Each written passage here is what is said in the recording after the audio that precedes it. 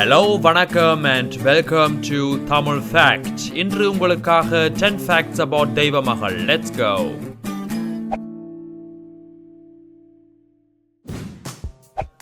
தெய்வ மகள் மார்ச் மாதம் 25ஆம் திகதி 2013ஆம் ஆண்டு முதல் முறையாக சன் டிவியில் ஒளிபரப்பப்பட்டது.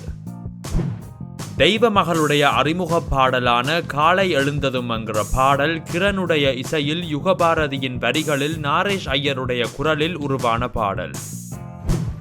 2014, 2015, 2016 என 3 வருடங்களாக தொடர்ந்து பெஸ்ட் சீரியலுக்கான விகடன் அவார்ட் இந்த சீரியலுக்கு வழங்கப்பட்டது.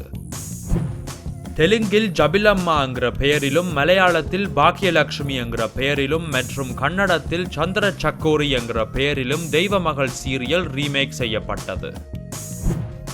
ஆரம்பத்தில் திங்களில் இருந்து வெள்ளி வரை தான் தெய்வ மகள் ஒளிபரப்பப்பட்டு வந்தது. பின்னர் சனிக்கிழமைகளிலும் இந்த தொடர் ஒளிபரப்பப்பட்டது.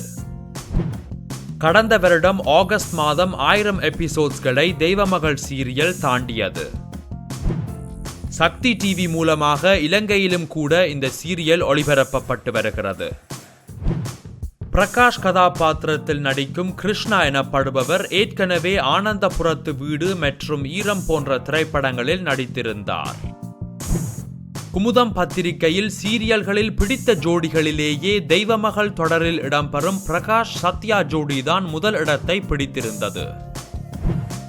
நடிக்க வருவதற்கு முன்னால் சத்யா கதாபாத்திரத்தில் நடிக்கும் வாணி போஜன் விமான பணிப்பெண்ணாக வேலை பார்த்து கொண்டிருந்தார். இப்பொழுது நீங்க பார்த்தது 10 facts about தெய்வ மகள். உங்களுக்கு இந்த வீடியோ பிடித்திருந்தால் லைக் பண்ணவும், சப்ஸ்கிரைப் பண்ணவும். இன்னும் ஒரு வீடியோ மூலமாக உங்கள் அனைவரையும் சந்திக்கும் வரை நன்றி, வணக்கம்.